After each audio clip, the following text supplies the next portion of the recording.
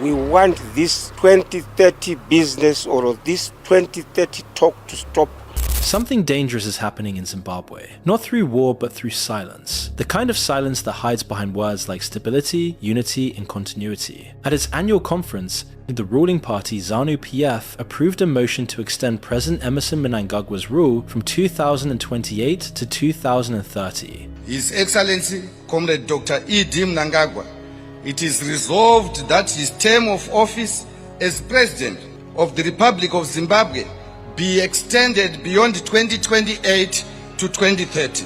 Bending the constitution to serve power, not the people. For a country that once promised a new era after Mugabe, this marks a return to the same old playbook, a government that never ends and a democracy that never begins.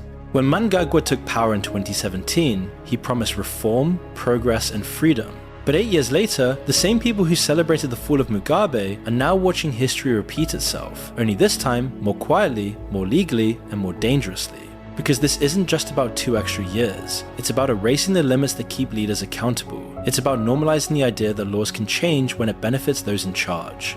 Across Africa, this has become the new coup, not with tanks, but with amendments. Rwanda, Uganda, Cameroon, and now Zimbabwe, one by one, the rules are rewritten while the world looks away. Power isn't taken anymore, it's extended. And every time it happens, something inside a nation dies. Trust, hope, and the belief that democracy still means anything. Why old people keep staying in power? Across Africa, the story feels hauntingly familiar. Old leaders refusing to step aside while entire nations crumble beneath them. In Uganda, Yoweri Museveni scrapped term limits in 2005 and removed the age cap in 2017, ensuring he could rule indefinitely. In Cameroon, 92-year-old Paul Biya is still in power after more than 4 decades, leading a country he rarely even visits.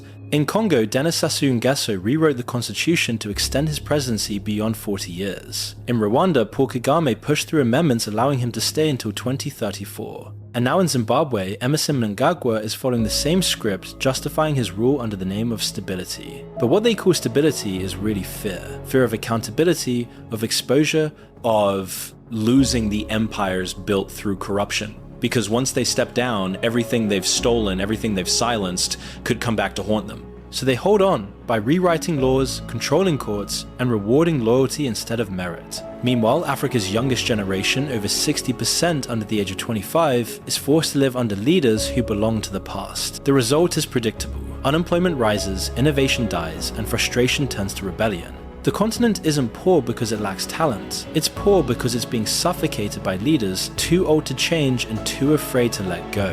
Why Zimbabwe is a warning to the world. Zimbabwe isn't just another political tragedy, it's a mirror reflecting what happens when power becomes permanent. When one leader decides the rules no longer apply, others around the world start to notice.